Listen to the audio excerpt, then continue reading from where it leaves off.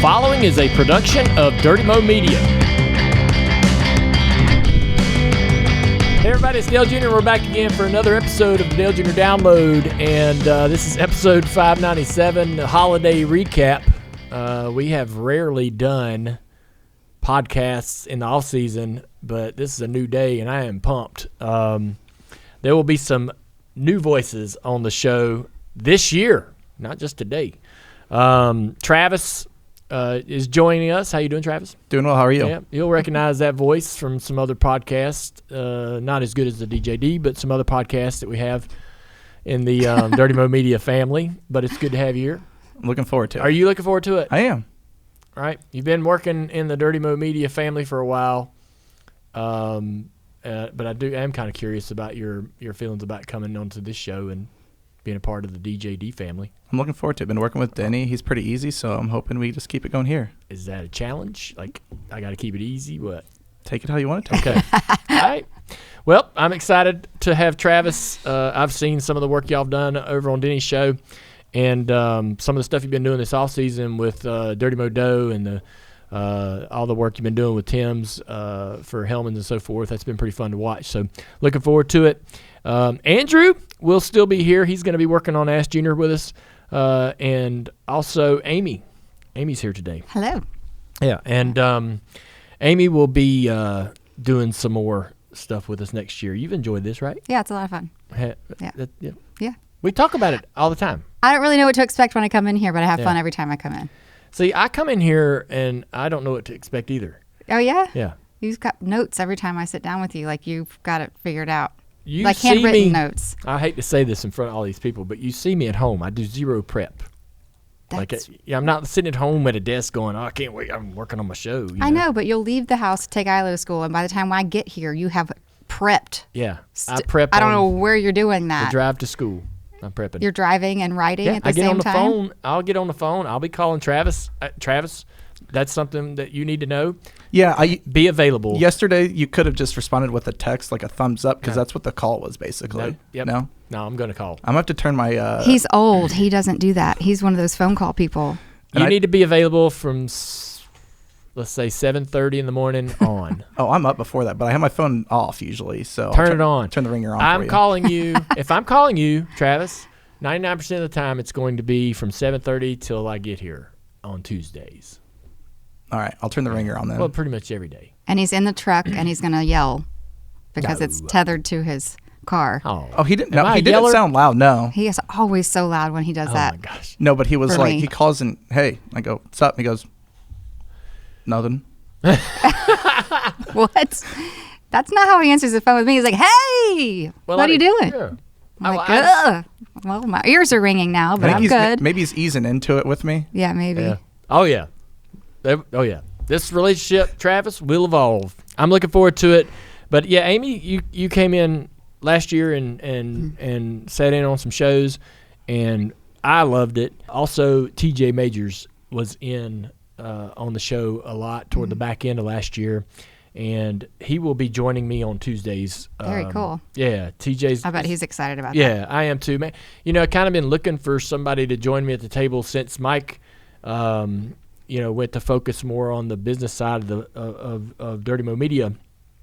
Kind of been looking for somebody like, Mike to go back and forth with, and me and TJ. You can talk racing. You can talk anything with TJ, really. Yeah, but I mean, he's over at the house last night. Yeah. Brought the kids over and just hang out, and we can banter and argue and give each other a hard time, and which I think is a lot of fun. Yeah, it is fun. And so I even like doing that with TJ. Yeah, he's good. He's fun to give a hard time to. Yeah, he takes it very well. And he just chuckles. And he's very, very smart, and you better watch out because he's going to get you. But there's a lot of opportunity there when you look at TJ, right, to go at him.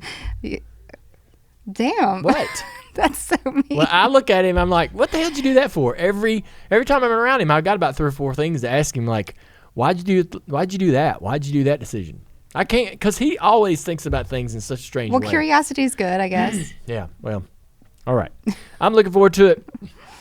I also love he's at the track. He's involved in the garage or in the minds of drivers and in the minds of people in the industry, and just having somebody on the show that can bring some of that. Because I see it from one perspective as a broadcaster, and I'm not at the racetrack every week, and so I sometimes often am hesitant to bring some of my views because I don't know everything, or maybe I'm not seeing it. You're not as engulfed in it as he is. Yeah, I'm not seeing something that he's seeing, and it'll be fun to see how maybe we kind of contrast a little bit. But TJ is going to be a big part of DJD next year, joining me on Tuesdays. There was also a big announcement with Door Bumper Clear. Exciting news. Freddie Kraft is going to continue to host this show, and it's being kind of shaped and steered in a new direction, albeit I think it'll be somewhat similar to the thread that Door Bumper Clear's kind of lived in all these years. But Freddie had the bright idea to bring on board Tommy Baldwin. Tommy is very outspoken, no holds barred, tell it like it is. And him and Freddie are very close friends.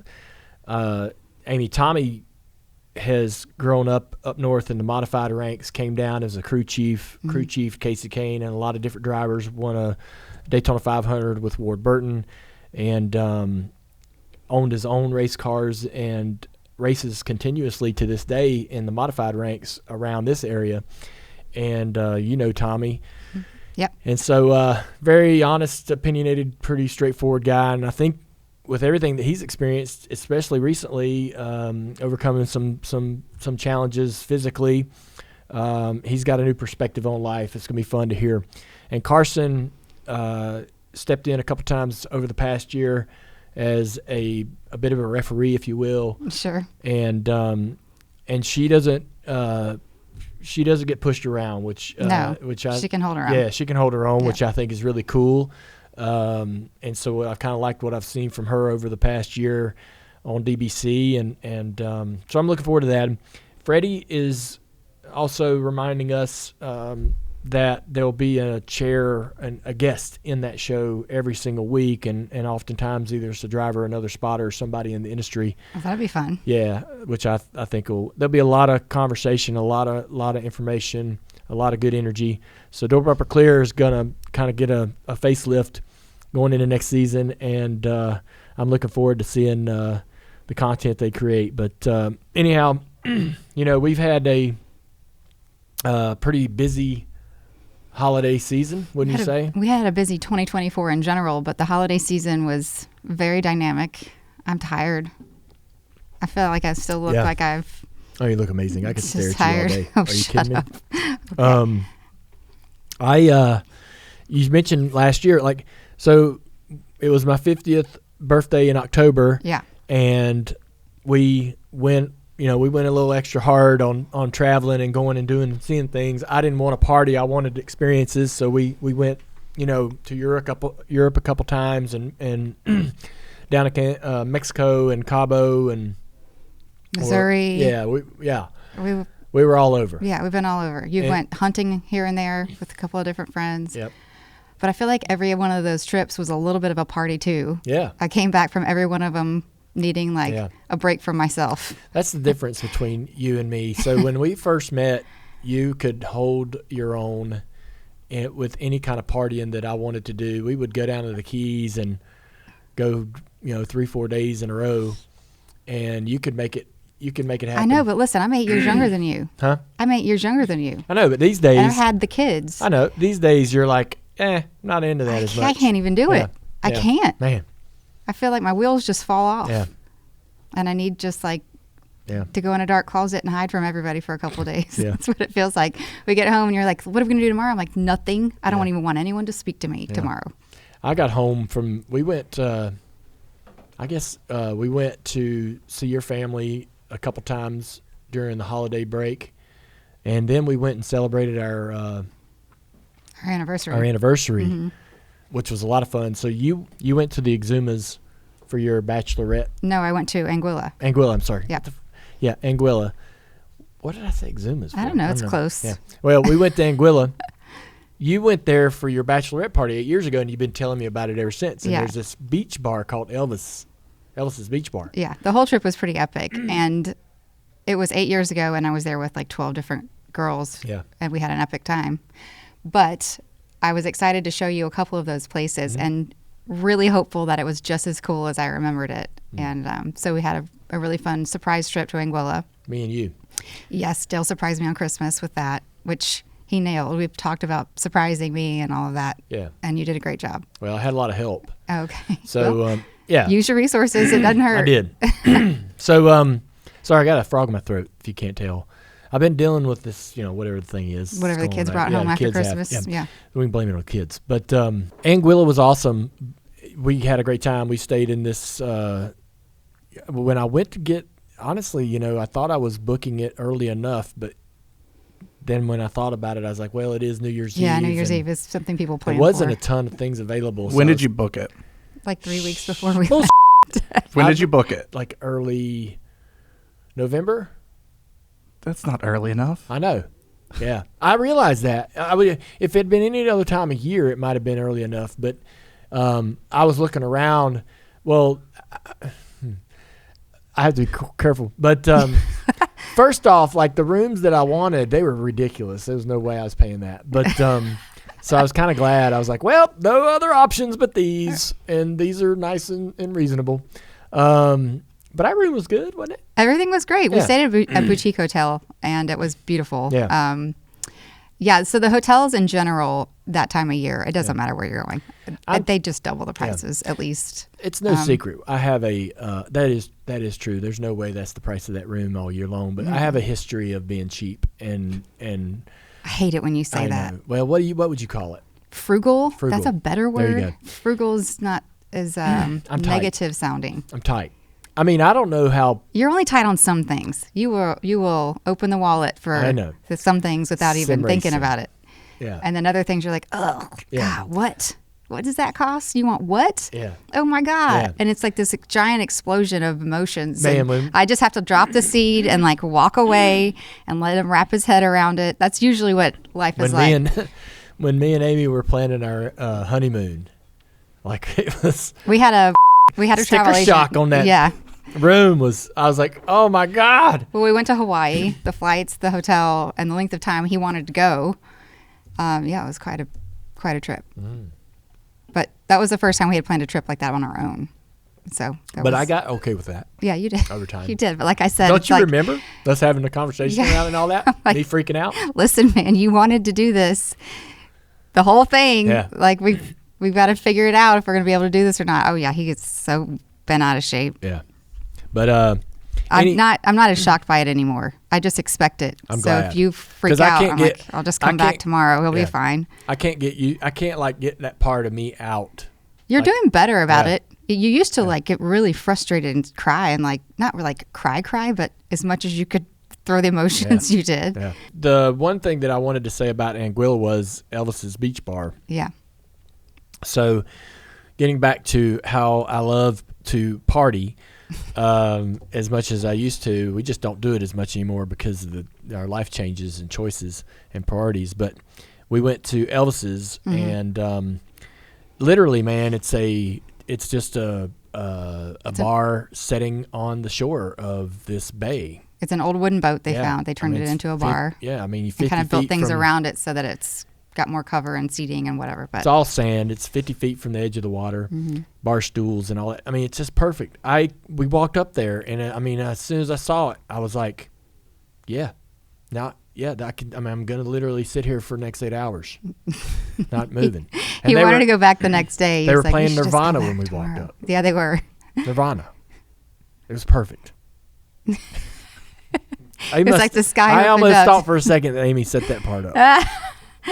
I felt like it felt Amy a little called too perfect. ahead and said, "Get the Nirvana on." Well, Brett, the owner of the bar, Brett owns this bar with Elvis. Yeah. Elvis does work the bar too, and he has a very dynamic playlist. Yeah. So it kind of was all over the board. Oh, but for sure. The very first song was there was some real high moments really and some real low ones, but you always knew there was going to be another good song coming. We tried to convince him to let us have the control of the wire. Do you remember that? I don't remember that. Yeah, you were like, "Hey, Brett, is this Bluetooth?" Oh, yeah. He didn't bite. He's He just better off not letting me play all the stuff that I wanted to. We went to Blaney's wedding, and I was in. You let me go to the bar. You were tired. You'd done partied all your way. Like at 2 in the you afternoon. Partied all the way out, and I was like, I'm still going. So I went to this bar and must have played Danger Summer 6 songs in a row. I don't know how they didn't kick me out. You probably did. You can't. I mean, you can't know go who to was any doing bar and get on the touch tunes and play the same band 6 songs in a row and not get a few looks. You know what I'm saying? What's the most amount of money you've spent on touch tunes? That's a great question. We should pull the app out and look. I'll be honest with you. I mean, you go in there, you got to put a 20 in or 25. How much does each song cost to play? Couple. I don't know. I have not. It depends on the song. This is one of those things. It's where it's like I'm not gonna math it. He's not going to also not hear his music, so No, he will he pay more pays to money skip. Yeah. to jump people. Oh. And especially if it's Tim or any of our friends around, he will do it. We will go in there On though. purpose. We will go in there and start it off going. All of us agree to not skip, right? We're all agreeing not to skip, and then someone skips eventually, and you're like, all right, no holds barred. It's free Yeah. for all. The stakes are raised. I don't ever hear those conversations. It's between you and your buddies, but because I don't even Yeah. get in the middle of this, there's Yeah. no point. Well, we had a good time at Elvis's, and if anybody ever goes to Anguilla, it's Elvis's is the island's pretty small, and so anyone that's in Anguilla should be able to get over to Elvis's with a little 15-minute car ride, but you have to get there. Yeah, it's a great place. It is. People were friendly. The food's good. Very nice. We were there one more day after that, and I highly regret we didn't go back to Elvis's, but I felt It was our anniversary. It was New I Year's was asking Eve. too much. Yeah, well, I was like, I should be happy. yeah. We And did so- other fun things. Well, we did. We laid around and lounged most of the day on New Year's Eve. There was a dinner for everybody that was staying there that evening, which we got in the middle of and met some of the other people that were staying at the hotel, and so we mingled. There was a beach bar down the beach about 500 yards, or 2 beach bars down the beach 500 yards from the hotel that we went and visited, and those were awesome and really authentic. Mm-hmm. And then we were walking down the beach in the afternoon, and we saw them setting the fireworks up. And man, there were some serious fireworks getting set up just about 250 yards from our beach, or from our resort. And so, it was a long day, but I'm like, man, I'm gonna try to stay awake. Getting to see that up close was really neat. That's not something you usually get to walk right up on, but it was a lot. There was a lot going on. We're at the dinner. The dinner happens. All that's great. And then there's some music. And me and Amy are getting up. She convinces me to dance, so we're dancing. And I'm like, I'm thinking, if I do some dancing, I'm just buying more time with Amy. If Amy's happy and dancing, she's gonna stay up. If I sit around and if I'm like, Amy, let's go sit at the bar, she's gonna teeter out. Yeah. She's gonna sit there for about 45 minutes and go, this sucks, I'm bored. How much convincing does it take to get him to dance, Amy? I have to do it. Public shame really is the only way. She'll get up. I have to get up and start dancing, and then do the fish hook or And I have to go dance with her, literally or fish else for him. all the other guys. Yeah, everybody's watching, so he Yeah. doesn't really have a choice. Does Dale have moves? Dale can move just fine. He just doesn't like to do it. So I have to convince him every time. Yeah. He's got rhythm. I have to go up there to fend off all the other men. Oh, please. Yeah, they're trying to hey, this that. Well, I'll dance with anybody too. So This if there's gal's a on the single dance guy floor out by there and he's herself. looking at me, I'm going. Yeah. I'm gonna dance. Yeah. It's just for the fun. I know, But yeah. I don't take it too personal. But I eventually have to just get up there and handle business. But we're sitting there hanging out, having a great time dancing, and you sit down between a song or two, take a little break, Mm-hmm. and then Amy's like, "Well, I'm tired," and it's like 10:30. Yeah, it wasn't that late. We went back to the hotel room. I didn't know what time it was. Could have been midnight for all I cared. Yeah. And I get in the bed and he watches the fireworks by himself. Bless his heart. She gets in the bed, and I go over to the balcony. I go over to the in-room dining, the cooler, and I found a random 3 or 4 beers they had stuck in there, and So Had himself a little deck party. Yeah, had a little deck party, played some music, text some friends, and then the fireworks go off, and I'm videoing the fireworks, and I turn the camera to the bedroom, and where Amy's laying in the bed, and I didn't know it. She'd been laying in there for 45 minutes.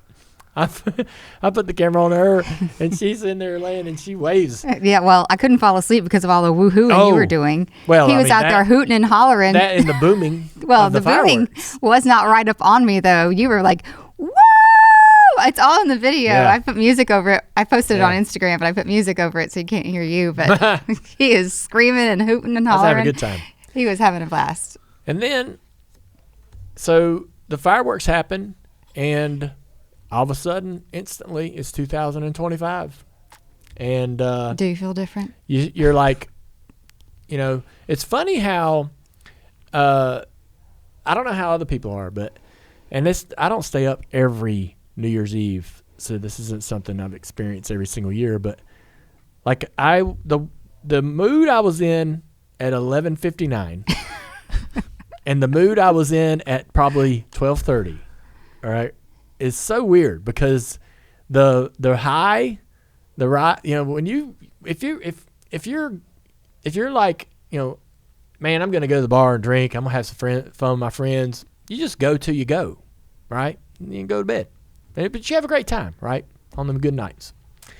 And but on a New Year's Eve, you're riding a high and you're having a blast and you're drinking beers and having fun. And then, man, when that fireworks are over, Your balloon deflates or it's what? just like, "Whew." It's like after a concert. Yes, It's over. Yes, that's a good point. yeah. You're It's a good walking out and you're comparison. like, well, damn. Now what? Stuck in traffic. Now Yep. you just go to bed, y'all. That's what you do. No, you're like, no, I got to keep this going. This is fun, but you're like, no one else is. Yeah, it's over. I'm out of beer and my wife's asleep. And what Yeah. do I do with myself? Now I'm down to this beer.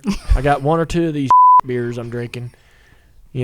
Something that's just in there that you don't want, and you're like, well, it's just me. Yeah. And I've played all the music. I mean, New Year's Eve is kind of an overrated holiday to begin with. Yeah.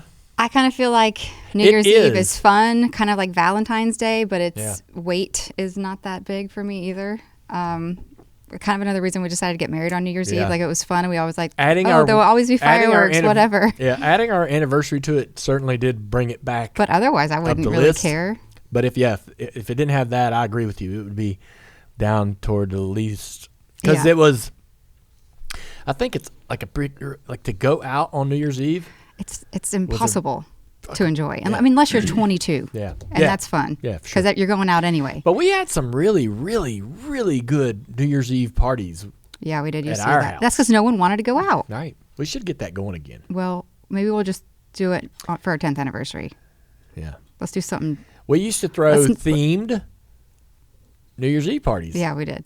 What were our themes? We had a Western one down at the saloon where everyone you didn't come. You didn't get in. Everyone has to dress Like up. we give you a hard time if you didn't have a really solid effort in your dress. I think that was the last one that we did. The first one we did was the Roaring 20s. Full on, man. Everybody in black tie, big hats, Yeah, furs. canes, and all yeah. that. Second one was the 70s. Yep, Was that that was right? fun. Everybody did a good job You with that dressed one. up as Evil Knievel. I did. I wore Eva Knievel, boots and all. Yep. And then I think the third one, which was the last one we did, was the Western down Yeah. at the saloon. Yeah, yeah. We did 3 big ones, Mm-hmm. almost all back to back. Yeah.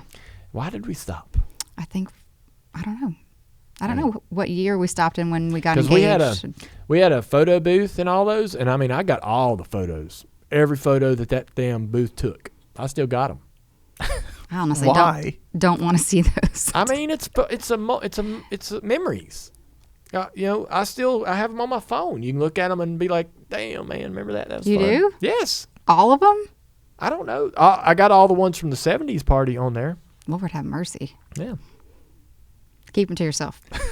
I mean, it's just everybody having fun.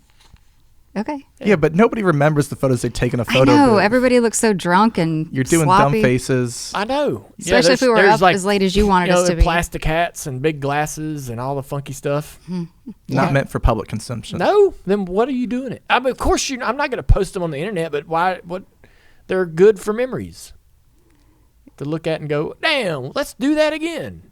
We did all this too back before like social media was such a big thing. I remember having Instagram forever ago, and I just used it to filter my photos. So I had like pictures of the dog with a weird filter on them. I didn't care about the social part. I didn't have a Facebook page or anything back then, and didn't realize that it was going to be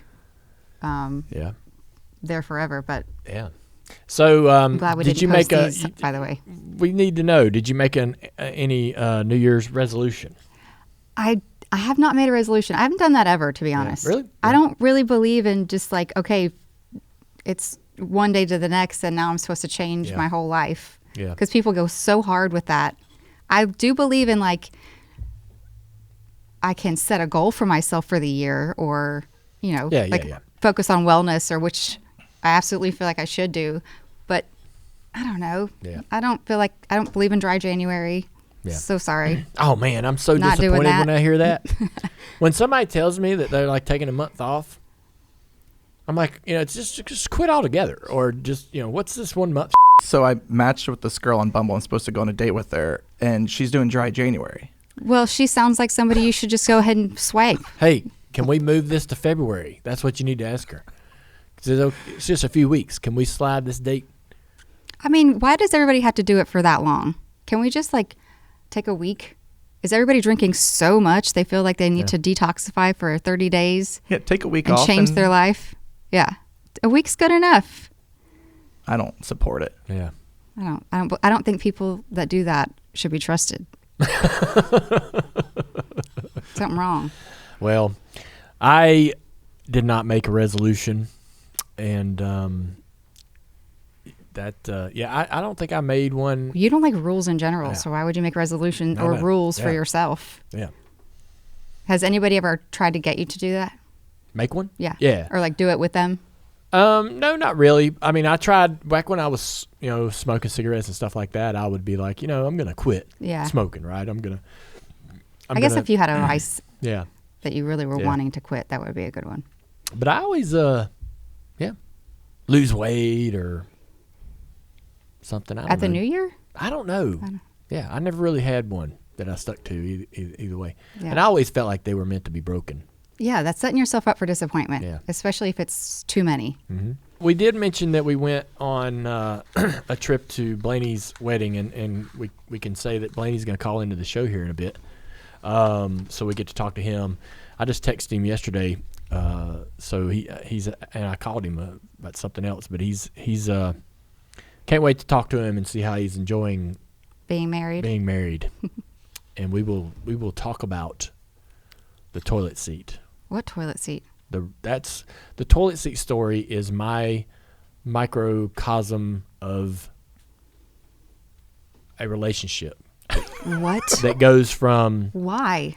So... Wait a second.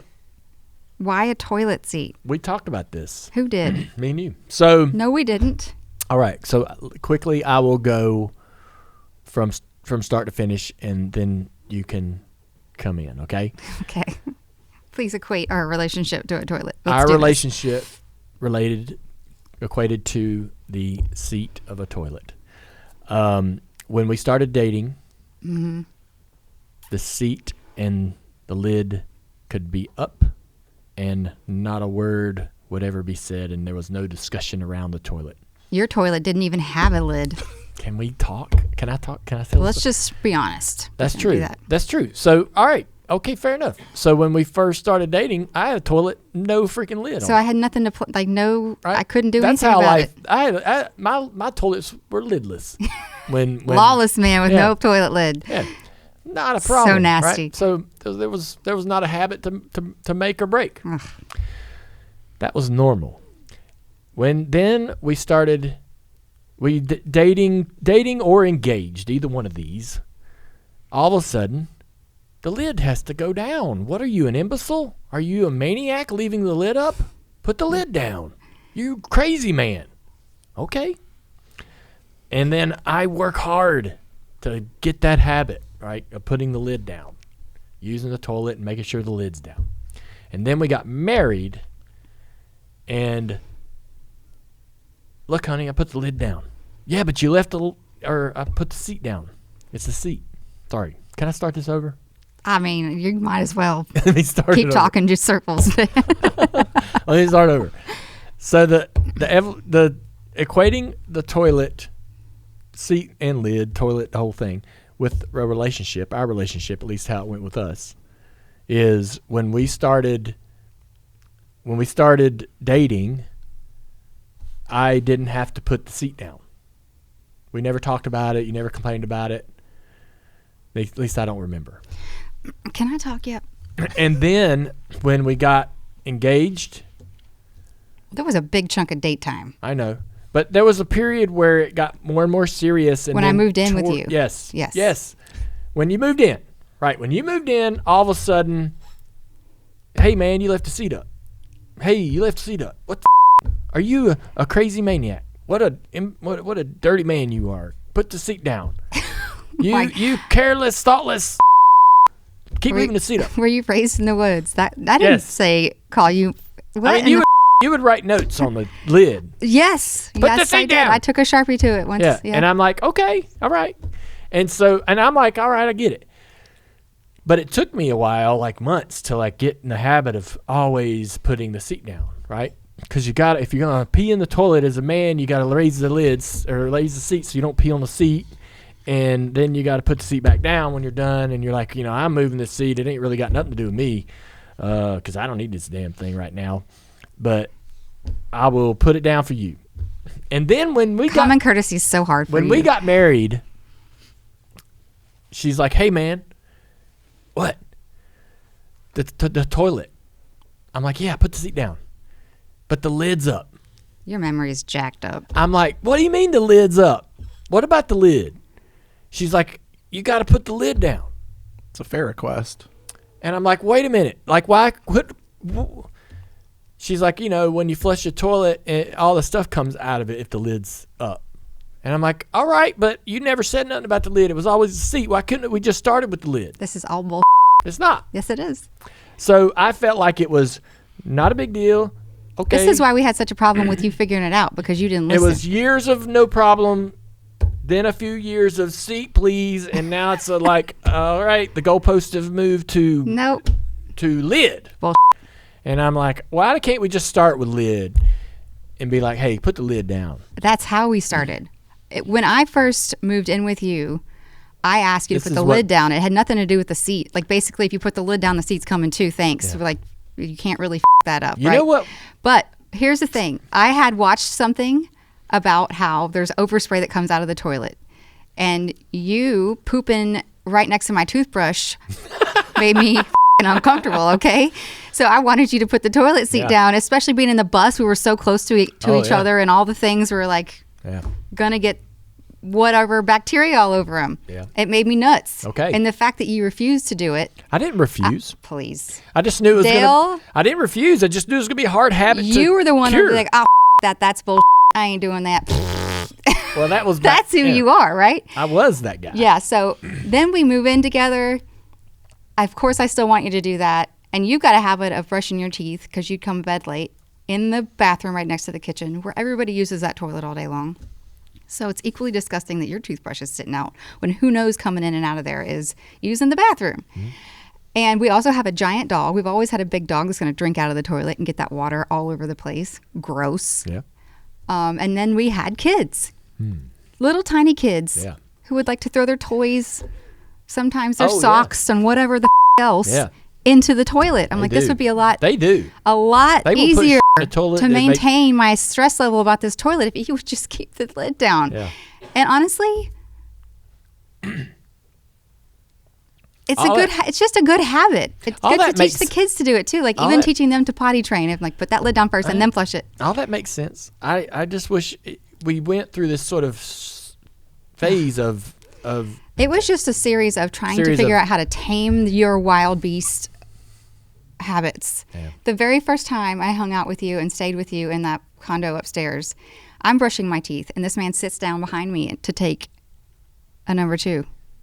And I turn around with my toothbrush in my mouth like, what the hell? And he goes, oh yeah, this is the way it's going to be, girl, if we're going to hang out.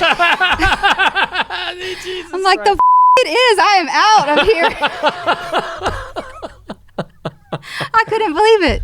That's the kind of attitude I was dealing with in general. That's actually smart, because if you can't take him at his worst at the beginning, then he's not trying to be someone that he's not. I was just shocked. I grew up with 2 sisters. My dad even went to the bathroom to fart.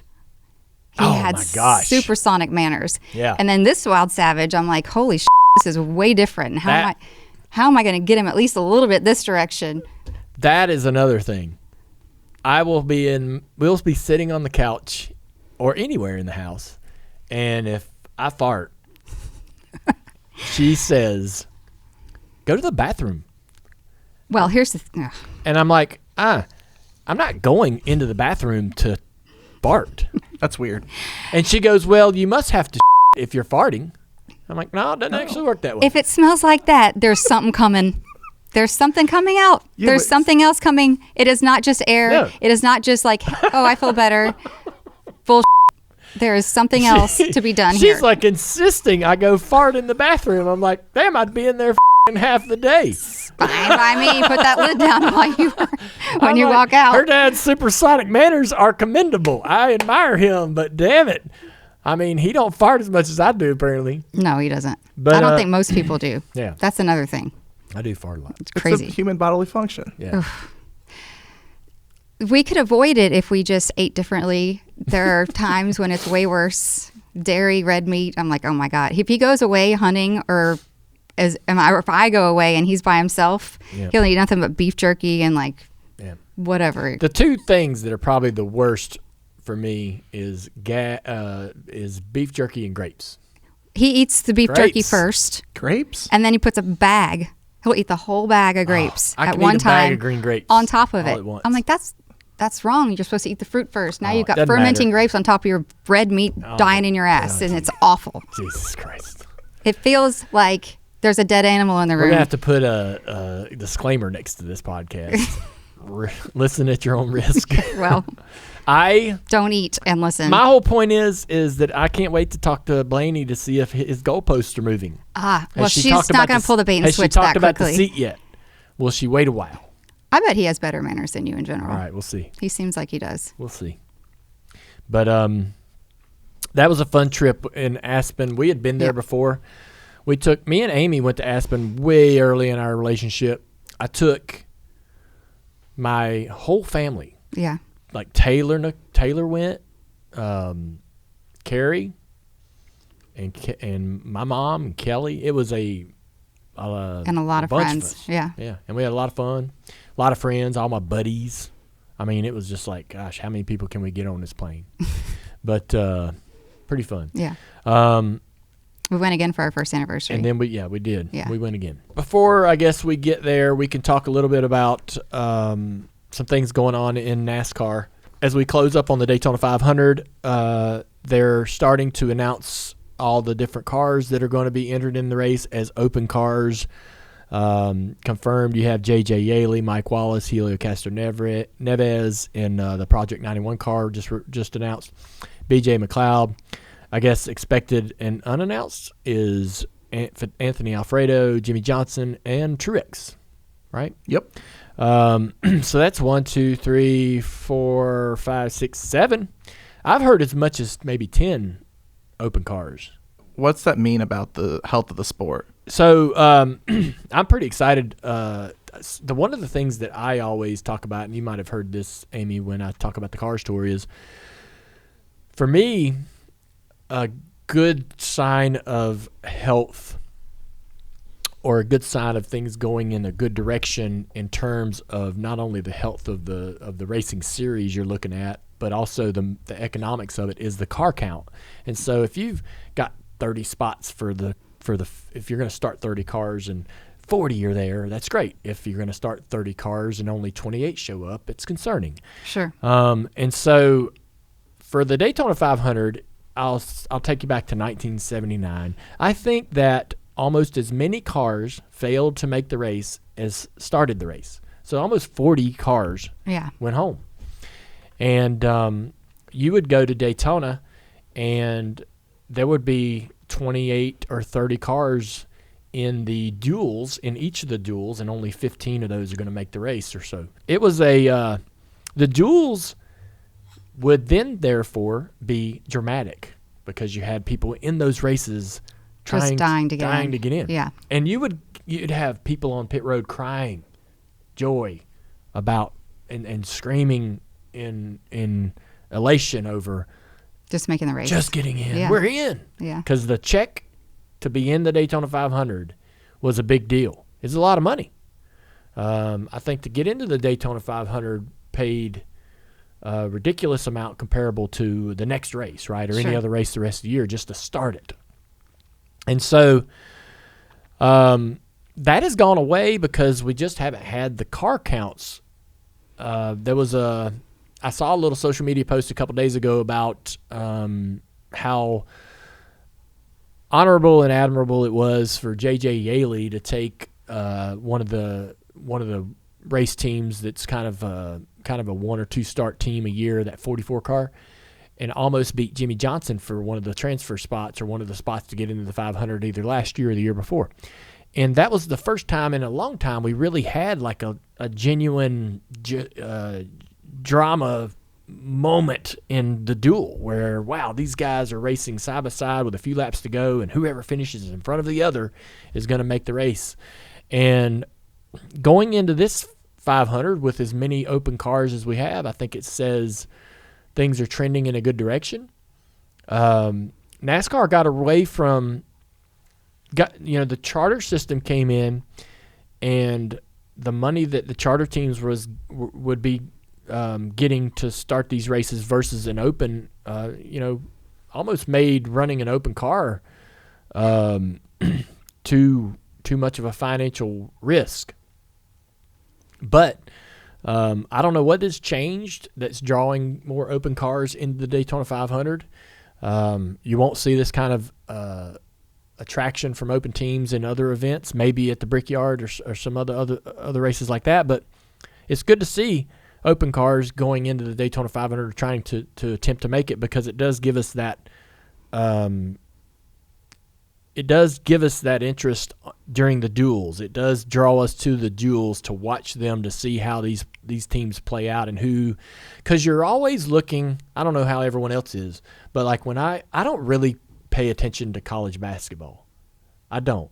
But when March Madness happens and some tiny school starts clawing up the ladder, right, and winning games and getting into the Sweet 16 or if it's exciting. It is. Yeah. You're like, it's the Cinderella story, and that's what I am drawn to in these moments when you're trying to see, these teams try to get in there and make it happen. And I think that's what was cool about that year. J.J. Yaley almost pulled it off. And there's been other great examples of that in the past. One of the drivers that made an announcement to come back, it drew quite a reaction, was Mike Wallace. He announced that he'll be driving the 66 car for MBM Motorsports. And this is a quote that I hadn't seen. A lot of people were giving Mike a hard time because of his age. His brother, Kenny Wallace, aggressively defending him on social media, and anybody who had an opinion. But this was kind of interesting. The big reason, Mike's quote is, "The big reason is in January of 2024, I lost my wife, Carla, from being married 44 years. Myself and my kids were all needing a boost. We needed something that would say, here's a positive story for us. Let's go make it happen. And this opportunity presented itself." He was, he's speaking on his motivation to take part in the race this year. And I will say this, yes, he is, I think, 65. Yep. Yes, it's been a decade since he's been in a competitive race or so, right? I think 17 or 18 was his last race.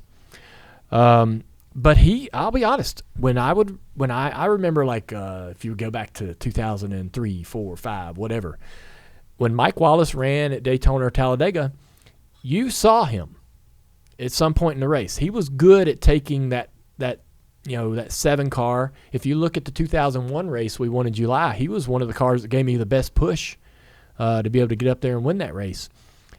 He was always in the top mix. 10, yes, late in the race. When he would run that 4 car for McClure, he could take that car that probably didn't belong in the top 15 and be there all day, right? He was a competitive racer at Daytona and Talladega, and so I don't think it's out of reach, or I don't think it's tone deaf to see him out there and trying to go compete. And now when I read this quote, I'm like, yeah, that's good. That's good motivation. Yeah, it's a good story. Yeah. It's not a good story, but it's a good reason to go. So Helio Castroneves was a shock to me, a bit of a surprise when there's been this sort of rumble in the past 12 months about, and it started, I guess, from the XRS. Remember, wasn't he racing in that series? And Don Hawk and a couple of those guys were chirping on, talking on social media about like, yeah, we ought to get him in a Daytona 500, and it was just this sort of almost a pipe dream, if you will, that you just thought never was really going to materialize. But apparently, they've been working on this behind the scenes, and it's in a reasonably good car, the Project 91 car from Trackhouse. Castroneves is quoted as saying, "Never in my wildest dreams did I think I would enter a NASCAR race, and certainly not the Daytona 500 with a team like Trackhouse. This is an opportunity that nobody in their right mind could ever turn down," and I agree. If you presented with the opportunity to drive this car, Helio with, Helio, like a lot of those guys, I think, on that IndyCar side, would love to run in Daytona once. Everybody wants to put that 500 on their resume. And this, I'm a traditionalist. I'm a bit naive, but this goes back to like when AJ Foyt would show up. Mario Andretti ran a Daytona 501. It's a feather in our cap when a recognizable name comes out of any other series, especially a top series like IndyCar, and tries to enter in our biggest race. That's how I look at it, is like you've had open cars before, but it's not necessarily how many, but the quality of drivers that you're having too. Yeah. So these are some great stories that I think are going to be good to build up the anticipation going into Daytona. And I have a random question. Yeah. So for Helio, will he get any seat time before? There's a practice session. Before practice? Thank you, NASCAR. Let's give NASCAR a little bit of a hand. I mean, I don't know what we were thinking when we're going to the racetrack at Daytona for the 500, the biggest race of the year, and unloading the cars and going out and qualifying immediately. That was not good. But, some things that the pandemic presented us, showed us ways where we were maybe doing some things unnecessarily, but it also brought on some things that I never asked for and never wanted. And apparently, like, less practice was one of those. And I'm all for more practice. I mean, I've had drivers sit here at this table, Amy, Chase Elliott, and a couple other guys say, yeah, I kind of like where practice is, 15, 20 minutes here and there. That's plenty. I, as a viewer and a broadcaster, want more practice. I want to be seeing cars on track and learning more about who's competitive and who isn't on any given weekend. Yeah. But we were going into Daytona over the last couple of years not practicing at all. You would unload your car and go qualify. And sometimes a new car. A brand new car is completely different. Most every car was new. Sure. You would have guys out there bouncing around, and their car's obviously not ready to be on the racetrack at all. Yeah. I remember the year when our buddy Connor Daly went out there, and that car was not 2 years ago. It was not ready. It wasn't. No. And it's not a knock on the team. They were a team that would have 1 or 2 starts a year, or just a handful of starts. Connor's a young guy without really any understanding of what he's getting himself into. It was entirely unfair, and we should never be putting anyone in those situations. But thankfully, we've gotten smart, and we're going to have a little practice before qualifying. Like the day of? The day of. Helio's also going to test at Talladega, so he'll have more cup time. Okay. So they're allowed to go to Talladega and run some laps, which is good. That'll be really good for Helio and to understand what he needs to do to try to maximize all his opportunities, especially getting off pit road to go qualify and make that lap. Yeah. Getting a good time can help you if something were to happen during the duels, as some of the open cars are racing some of the open cars will get locked in on time, where some will have to race each other into duels, depending on how that goes. But so qualifying is still important for the open cars. But to be able to go to Daytona the morning of qualifying and see the cars out on the track and really kind of understand where you are and what you have is going to be so fun. And so easy and nice for a lot of these teams. They need to get the cars out on the racetrack to be able to find out if they got some serious issues. And Sure, it makes a lot of sense. yeah, so that's a great thing.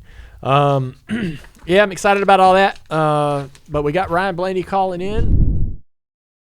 Damn, dude, you were in f***ing Penske. Why ain't you at home? It's January. I gotta get back in the swing of things, man. Oh, man. I guess it is. Gotta get back going. I get too antsy. January 1st comes along, I'm ready to go. Is it a requirement for anytime you guys do any on-camera content, you have to be in the same chair? Because No. I mean, I think every time I've talked to a Penske driver, this is the background. Do you bring in your own trophies there? No, they just throw them here. But yeah, all of our offices look the exact same. So You have your own office? oh yeah.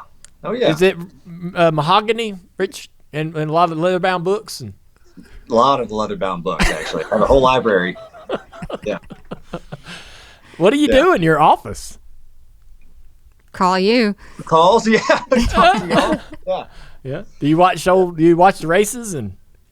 If I have some time to kill, I'll come in here and just mess around for a half hour or so and do, but yeah, I mainly come in here just to, like, we'll have meetings in here. Like my team, my guys, we'll have meetings in here on Mondays, kind of before our bigger meetings. Yeah. So it's just a nice little meeting space. And it's a nice place to put stuff I don't want to put in my house. So, gotcha. yeah. Well, while we got you here, we wanted to talk about. Thank you first again for having us out to Aspen for the wedding, and what an incredible, it was amazing. beautiful wedding that was. And Yeah. you have I guess I don't know how you are, but you don't know what that experience is going to be like, what it's going to feel like, what it's going to look like. I guess you prepare as best as you can, and you're part of the planning right throughout the year. But how did all that go down in your mind? Yeah, well, appreciate y'all coming too. We had an absolute ball with both y'all. I was super fortunate to go to y'all's wedding, and I was really happy that y'all were able to come to Gianna and mine, and we had a blast. But yeah, I mean, John and I, we kind of just went into it with like an open mind. We planned all this stuff, and we had a great wedding planner that helped us out. She was based out west, so she was a lot of the connecting pieces with, all the vendors and stuff and kind of organizing. But we just the only rule we had was we're just going to have fun with it all. And like, if there's an issue, we're not going to get upset with it. Just tell the planner, and we're just going to still have our fun time. So I didn't really know what to expect.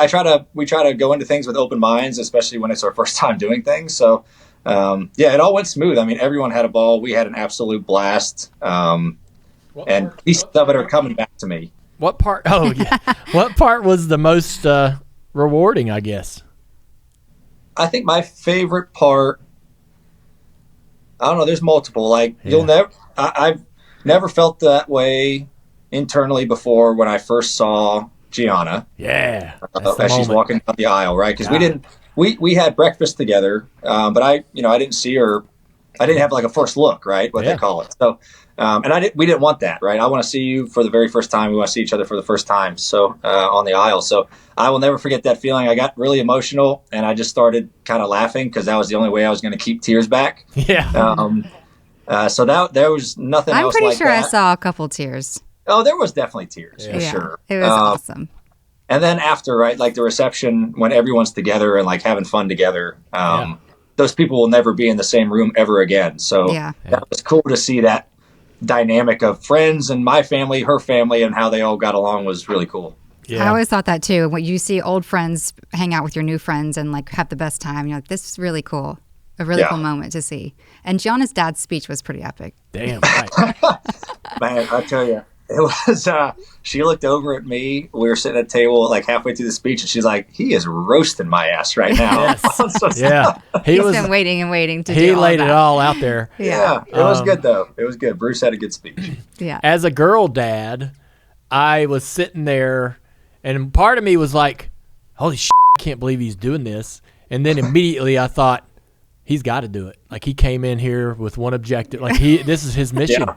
This is his mission. He's like, I am not leaving without saying all this shit. Yeah. He had like awesome. it was like a movie. Like, he had like 3 parts to his movie, to his speech. Right. Like, the build up, the middle piece, and then the climax. Like, it was awesome. I loved it personally. Gianna, she was like, I don't know, kind of embarrassed. It was awesome. I Yeah, loved it. I was laughing my ass off. Yep. So, I know it's just been a few weeks, but how does it feel when you make it official? I know probably technically and physically nothing has changed about your life, but what does it feel like to make that decision?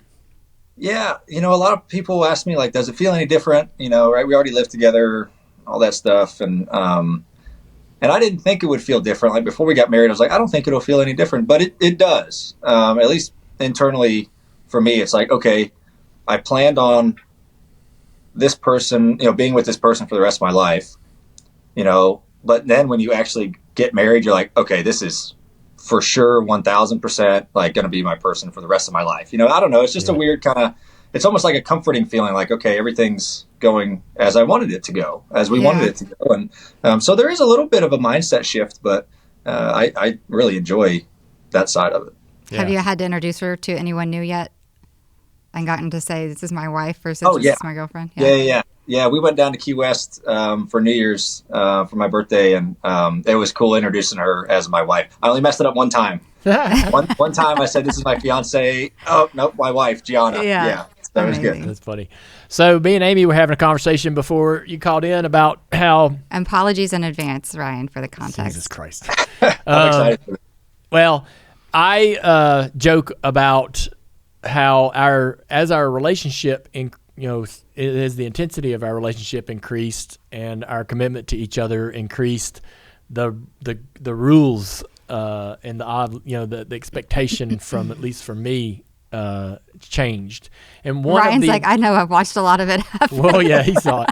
One of the examples I used was a toilet seat and the toilet lid. He tried to equate the entire evolution of our relationship to a toilet seat. Yeah. This is how we started with this So conversation. when we first met, I don't even think there was a toilet lid on my toilet, and which she pointed out. And then when we got to dating and we got more serious about our dating, and then we got engaged, I was tasked to keep the seat down, and I'm like, got it. That took a while. I finally figured that out and got in the habit of putting the seat down when I was done. And then when we decided to get married, the new rule was the lid. When I moved in, it was the lid. And I was like, wait, why can't we just start with the lid from the beginning? It kind of got like, as the relationship got going, more things were, his memory's a little fuzzy. That's how I remember it. But the point of this is he wants to know if Gianna has given you any rules. If she's like, hey man, now that this is the way the thing is, can you keep this out of my way? Can you move this pile of clothes? Can you put the toilet lid down? Anything like that? Yeah. Oh yeah. All right, let's hear it. Yeah. All right, Dale. Well, I got to ask you a question. Okay. So he's got to answer it with a question first. Wait, Lord. what? So now it's the lid down, right? So when you go to the bathroom and you have to go take a pee, you pick the lid and the toilet seat up, and then you put them both back down. Do you ever leave the toilet seat down? No. No, never. I pick them both up so I don't pee on the seat. Okay, that's good. Yeah. That's good. I say that's one of my... I mess that up every now and then to where I don't put the seat up. But in my defense, I will clean the seat if there is any dribble over. Dribble. Yeah. Like, that's going to be fine. Like, it's going to be clean. You're not going to have urine on your seat. Sure. While you sit down. Yeah. I wouldn't say we're a big toilet seat cover down the top. Your lids might be up Yeah. at any given moment. Oh, Yeah, at any given moment. You never know what Well, you're going to don't- get. That can't Don't- happen at our house. We don't- have dogs and little kids. You and might have a rule change coming in a couple. You might have I can see it as well with little kids. You might get a and- memo. Nicole literally will throw her toys in that toilet. There might be a memo coming down the pipe in a couple Great. months where she's like, "Hey, by the way, got a new thing I'm expecting to happen here." Amy's going to text her and be like, "You need to tell Ryan to put the seat Oh my down." gosh. The I'm lid gonna. down. This Well, is so gross, these boys. So I will actually. I've come up with a solution for this. I actually put a urinal in my house. So I will walk across the house to go to the bathroom just so I can use the urinal. So that kind of takes away a lot of the seat issue. Yeah. That does save He's got one in the detached a lot garage. of trouble. But that's Yeah. it. Yeah. Can we get a urinal? No. So You have to go live with Ryan. Amy thinks that, and I'm not saying this doesn't happen, but that if I leave the seat up and flush the toilet, whether there's pee or poop in it, that all of that stuff flies out into the air and all across the bathroom onto her toothbrush. It's a fact. I have seen videos of this. She and after saw. going through COVID and knowing Yeah. what just moisture vapor can do, you flush that thing with the lid up, Yep. you might get poop particles on your toothbrush. Okay. No, that's a good point. This all started. started, So- Ryan, when we were in the bus and we were in close quarters. Yes. The toilet is right next to the You sink. know, that's when Yeah. all this started for Yep. me. That makes sense. Yep. So that might be Okay, coming. I'm gonna change it up. You got my word. See, That might be the coming. covers don't be down. Just avoid Now it all- from the beginning.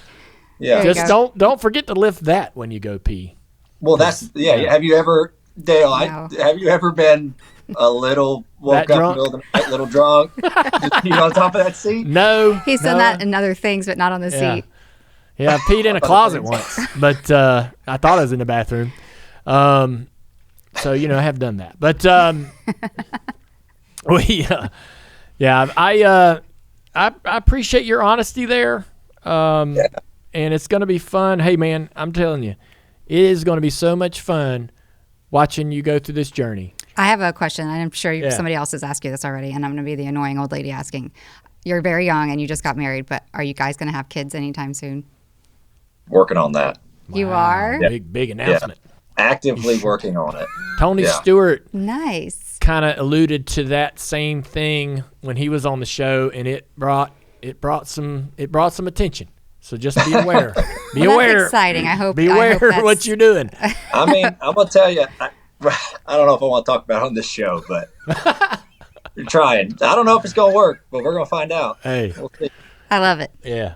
Hey, man, we're big fans of yours. You're a great friend. Thanks for giving us a little bit of time today. I know you got a lot going on, and hopefully ease on into Daytona and get a good start to your year. But obviously, the personal life and all that stuff's going in the right direction, and we're glad to be able to watch you go through all those big milestones in your life, and look forward to seeing you soon. Thanks for coming on today. I appreciate y'all. Yeah, it meant a lot. Y'all were there, so thank you, and we'll talk to you soon.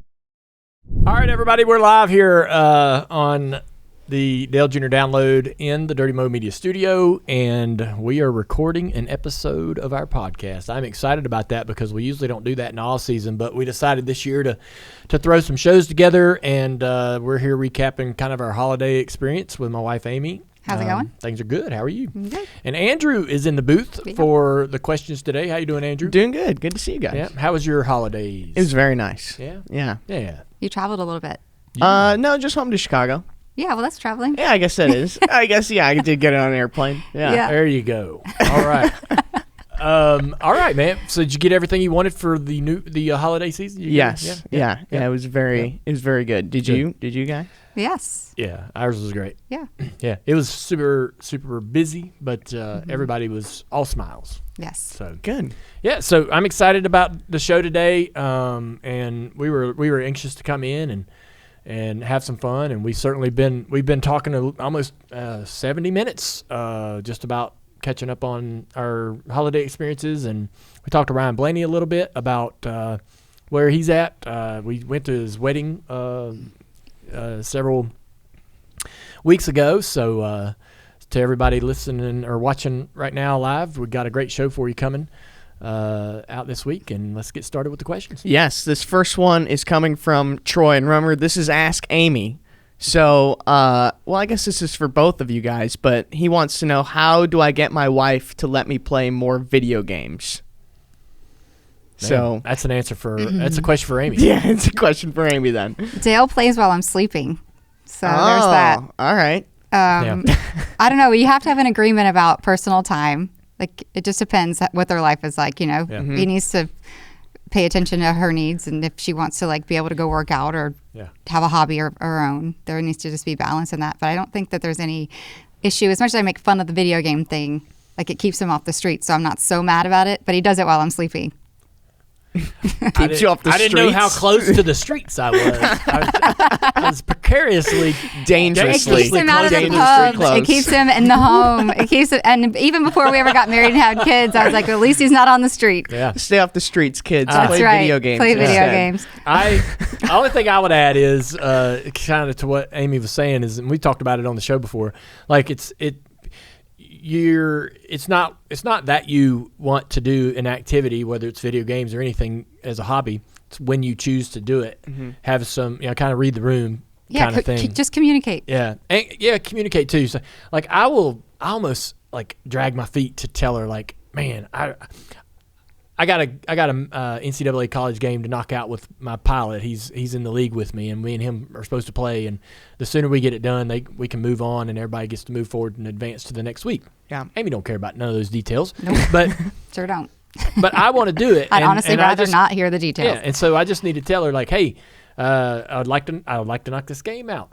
When's a good time today? Is there anything going on? Because there's the kids need things and yeah, he'll just say, do we have anything going on today? Yeah. I've got a couple things I want to do in the computer room. I don't care what it is. Go in there and just stare at yourself. I don't care. Yeah. But when he communicates with me about what he wants to just be away and have some alone time, it doesn't matter. But that is important. Yeah. All right. This next question is coming from Jake Powers. I believe this was from Facebook. And Amy, they want to know, what was it like doing production/commercial shoots with Dale? I'm always very nervous doing anything like that. Really? It's easier when Dale's with me because he's a supersonic pro and knows what he's doing, and he makes me feel more comfortable. And he also can give me tips, or over the years it's gotten a little easier, and he knows what to expect with me too and what to tell me, because he knows I'm going to get nervous. But I try to have fun with it and not get so in my head about the seriousness of it, because I don't know where it's going or who's going to see it, and that freaks me out. Dale doesn't mind that at all, and he's used to that. So he's been doing it his entire life. Yeah. It is fun. It's surreal.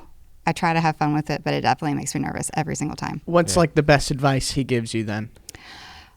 Just to be myself and be comfortable, and he tries to make me laugh and give me jokes, and just constantly just trying to keep it light, Mm-hmm. I will get in there and there's pages and pages and pages. He's like, don't worry about it. We're going to do one. Don't try to memorize the whole thing. And so that makes it easier. But at first, just even reading the teleprompter was like, oh my God, I'm going to stutter through the whole thing. I'm going to get nervous and start stuttering, and it's going to be embarrassing, and I'm going to want to crawl under the table. Yeah, you just got to picture everyone naked. Yeah. No, that's not what you're supposed to do. I don't know. That might give you the deer in the headlight look the whole time. I'm not sure if that works either. But yeah.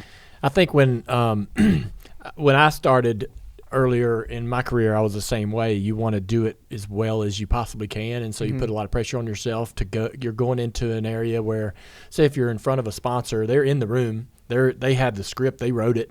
And they know what they're wanting to capture that day, and you're sitting down and hoping you can produce that. And so you're trying really hard to just nail it and be perfect. And then, so I was like that in the first half of my career. And then at some point you just get to where you're like, I'm just going to be me. And if that's good enough, that's good enough. And I'll find my lane. Right. And so, it takes a while to get that kind of, it's not a confidence. It's kind of it's just comfortability with yourself. It takes a while to get that comfortable. Yeah. To where you're like, yeah, this isn't the end of the world. This isn't a make or break it kind of thing. I don't, and they just really want who I am. They're not trying to ask me to be a spokesman, like this polished, perfect guy. And so to be as human as possible and normal as possible is the best end result, I think. Yeah. How often do you guys like rewrite a line just because it sounds more like you if you Often. say it this Yeah. way? All like, the time. Dale does it all the time. All the He's time. like, that's too hard for me to get all those words out together. Sometimes so they'll let me just redo this. Sometimes they'll put words in a succession where they're just twisters, right? They're tongue twisters. But then there's words, and I'll look at Amy and I'll look at You're her. like, I would never in my life I'll go, say that Amy, out loud. I wouldn't so, say that. yeah. Have you ever heard me use that word? And she'll go, no. And I'll go, oh, we'll change it. We'll change the word. And usually They're fine with everybody's that, fine yeah. with it. This next question, let's see, it's coming from Peter, and I think you guys were talking about this before the show, which is perfect. But any studio additions, any additions that you've brought in, and I think there's something behind Oh, you, yeah. right? Yeah. Oh, yeah. My- the trinkets. Yeah. Dusty Rhodes Magnum TA right over my shoulder. I ordered these months ago and couldn't wait for them to come in to be able to put them in here. We have a ton of racing stuff in this room, but if you look around, you'll see like there's some Elvis album covers, Jimi Hendrix poster. There's some other stuff in this room that yeah, you don't really get to see the other cool stuff. because we are, we all have other interests outside of motorsports and our own careers. So it's kind of fun to drop in a couple of those. I was a really big, I couldn't wait till wrestling on Saturday morning. After the cartoons, wrestling would come on. It was NWA, and it was Dusty and Magnum were a tag team. Magnum was injured in a car accident, which cut his career short, and it was very sad for me.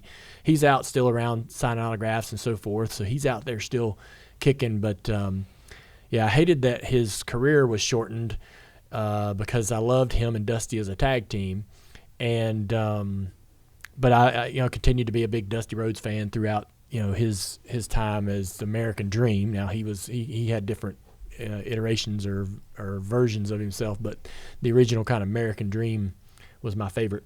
And then we had Cody come in and do the show a year or two ago, which is a ton of fun. So yeah, it's kind of cool having those different things in here. You described them as trinkets. Yeah, Amy. he's got a lot of little trinkets. He's got a lot of trinkets at home too. He's got 2 rooms in the house where he can put all of his little trinkets. And Oh, really? Just this week, he likes to how I told you he kind of hides some of his mail. Sometimes it's candy, which whatever. And then sometimes it's just new trinkets or cases for his trinkets, and he's literally like putting them together in the garage, and then like walks past me as fast as he can. I'm like, "What do you got?" He's like, "A case," and he doesn't even turn around to look at me. He's like, "I'm like, what? What? What are you hiding? And he's like, "It's a case for my new cars." I'm like, "Can I see?" Nope. He's all the way up the stairs into the library, rearranging, dusting, doing all this stuff. Yeah. So there's trinkets. I feel like everybody needs to see a picture of your new stuff now. My die casts. Yeah, but you've got new boxes. Yeah. I haven't even seen them. I know. My die cast collection is just slowly kind of growing. I actually got a new car today that's on the table right here in front of us. This red, it's kind of like a candy apple red. It looks so cool. That Lionel gave me that for Christmas, I guess. And so I'm taking that one home. And but I have a collection at home, and I do want to show it off, but I'm not going to do I'm not going to do a crummy cell phone. Hey, here's my stuff. I think it'd be cool if you guys came over and we took some good quality videos of it and made. He's got some towers, but made he's a also got reel. some smaller cases. Yes, because I have 2 full towers, and there must be 40 or 50 cars in each tower. Yeah. And then to her point, I got a couple new cases because I wanted to add to my collection's grown outside the towers, and I'm looking for new towers. I put a social media I post bought those on. towers for you for Christmas not too long ago. I know, but now they don't make those I thought towers. Lionel made those.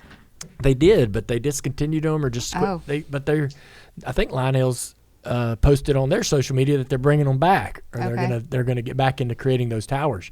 Diecast for me feels like it's having a bit of a resurgence. At least I'm more of an avid collector of diecast now than I've ever been, which is strange to me because you would think back when I was younger, as big as the souvenir world was in the 90s, I would have had a ton of those, but You probably played with them. yeah. Well, I I enjoy collecting specific cars, not just anything, but specific cars like these little one-offs and stuff like that. We get some of the samples. Those are fun to have because the sample's kind of a very special prototype. Yeah. So anywho, yeah. Do the girls play with any of the die-casts? Not my collection. No. But Oh my God! Don't touch the collection. The girls, including me, aren't allowed in there with die-casts. sometimes though, I'll get a car that it's not something that They went in there the other day. Sorry to interrupt you. He was organizing in his new cases, and the girls are just wanting to sit there and watch him. There's a chair in there, and I don't know what they were doing because I didn't dare go in. But he's like, no, you don't play with Daddy's things. And I literally just chuckled from wherever I was. It's like, oh Lord, these girls are going to get in trouble. They don't even know what they're doing. So I have a theater, or not, I have a library upstairs in the middle of the upstairs, and Amy's got some books in there, but it's full. It's got every episode of Circle Track magazine, every episode of Stock Car Racing magazine. I have them in binders, and I have. If there's a book about NASCAR, it's likely in this library from way back, and books about all the drivers from all history. If there's a documentary or not documentary, but biography or whatever, right? So. AJ Foyt and all the drivers, right? So I've got all these books, and there's some other stuff in there. There's like,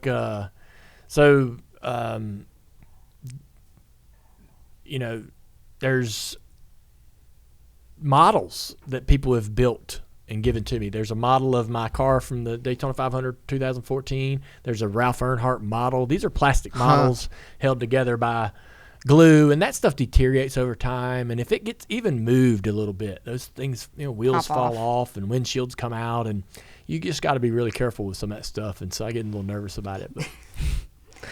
Well, we got time for one more question. This one is from Hannah, and it's, what is something that the kids do or say and you can instantly see that in each other, like, oh, they got that from Dale, or oh, they got that from Amy? Anytime they do something that's smart ass, I just say that's your genetics, because that's just fun for me to do to Dale. But I can see a pretty good split difference of our personalities in Isla. She's built like your mom. She stands like you with that one leg out. Her little face shapes like mine. Her hair's like mine. But there's different facial features I can't figure out if it's Brenda or who else. My dad told me that he thinks that she looks like he did at that age, so who knows. Nicole, she's built like me, but I have no idea where that personality came from. Yeah. She is one of one. One of one, yeah. And she keeps us guessing at all times. She's tough, but she's so sweet. But she's pushing every boundary at every moment. Yeah. She's testing all the limits, and so if you're like, if I were to set this car on the table, she would reach for it and immediately and grab it and pick it up, and you'd be like, hey, no, let's not touch that. And you'll look over at her 5 minutes later, and she's like. So Isla will carefully, and you could hand it to her. She could carefully handle it. She's got a little glass tea set she's always played with. She's never broken it. Nicole is going to take the wheels off. Yeah, she wants to see how. But Nicole's not going to touch. Nicole's not going for the car again because she wants the car. No, she's wanting you to get mad at her. She's looking at you, going, "What are you going to stop? What are you going to say? Oh, when are you going to react to this? Yeah, because how far do I get? I'm going. I'm gonna do it. Yeah. Wait, and she's just wanting you to do. And that reminds me a lot of me. And when I was a little kid, like I wanted Dad's attention, or I wanted Kelly's attention, or my mom's attention.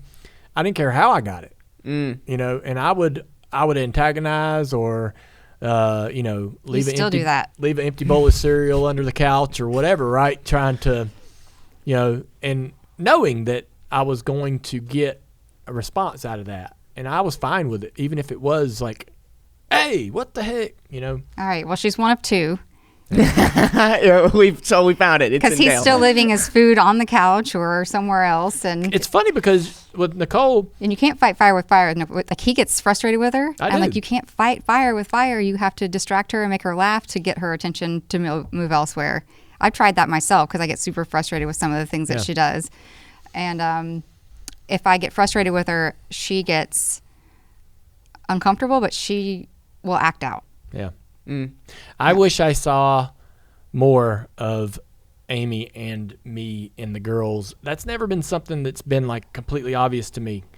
And so, because when the kids are born, everybody says, oh, they look like this, they look like that. It's these eyebrows, it's this person's nose, it's this person's mouth, or whatever, right? It's just all, everybody's just got all these opinions about this. And I'm like, I don't see it. I don't see none of that. And even today, like I rarely see Isla do something where I go, dang, you're just like your mom, or man, that's what I would have done, or you reminded me of Dad, or reminded me of any of that stuff. I see more of myself in Isla. Yeah. And Dad even said that to me when we were there for Christmas. Yeah. The kids are all riding four-wheelers. And she really hasn't had a lot of experience driving anything like that. Like, she's kind of cautious. And so her cousins, who are just barely older than her, wheeling all over the place on these four-wheelers. And Isla wants to do it too. So she's getting a 30-second demo from her dad, and then she takes off, and I'm like, oh my God, this kid has no business being on that thing, because I feel myself like I was a reckless and fearless but reckless. And Dad looks at me and he goes, you know, that's you on that thing. I was like, I know, she has no business being on there. And he just laughed. He's like, yeah, you're right. Better watch her. She did fine though. She did fine. She just went around the house a few times and then came and got off. What do you mean, like when they stand like Dale with their leg out? Dale's dad stood like that too, like kind of back in one hip with that one leg out. Yeah, I have a picture of Isla as like a 2-year-old the Daytona doing statue. it. Yeah, okay. Or the statue in Kannapolis. Dale stands like that, just casually with his arms crossed, and Isla does that. Wow. Yeah, genetics are weird like that. You'll see these weird little things pop it's up like as they grow. It's like the resting stance that we all have. I never noticed it until Amy started pointing it out to me about Isla. Yeah. But yeah. Fascinating. Yeah. Well, that's a good place to end Ask Amy this week. All right, it's time for the white flag. We got a new episode of Herm and Schrader out this week. I wonder how Herm and Schrader have been enjoying this podcast they're doing together. Travis? It seems like they're having a lot of fun. Yeah. Haven't had to have any have issues yet, so that's good. Well, it'd be fun when they have their first fight. You think that's a thing that's going to happen? Well, a disagreement. You know, the kinds that me and Mike Davis would have, where we're sternly in our own corners. Oh, okay. I'm looking forward to it. Yeah. Surely they'll get there. They're gonna have their Kyle Petty moment. Yeah. So, anyways, make sure you download wherever you get your podcast, and subscribe to Kenny's YouTube page as well. Kenny's doing some good work out there, and it's great for him to bring Schrader on board and get him involved. I love seeing all the drivers from the history of the sport seeing some value in content creation. Mark Martin, Rick Mass, there's a bunch of guys starting to stick their toe in the water a little bit. Speed Street with Connor Daly and Chase Holden put out a new episode last week, chatting up the 2025 schedule. Next Monday, we're dropping another DJD Classic. This time, it's my conversation with Ty Norris from 2021. That was heavy. You'll want to watch that. And remember to rate and review and follow our shows so you don't miss a single one. We got a big season coming up this year. I want to tell you all about all of the stuff, but I've been told I cannot. I can't share all of the cool news. But that's killing you, isn't it? You it's can't killing keep a me secret for anything. because it's exciting. We have a lot in store for DJD and some good changes, and I think everybody's going to love. So, till we can tell you about those, we'll see you next time. Thanks for coming, Amy. Thanks for having me, babe. All right.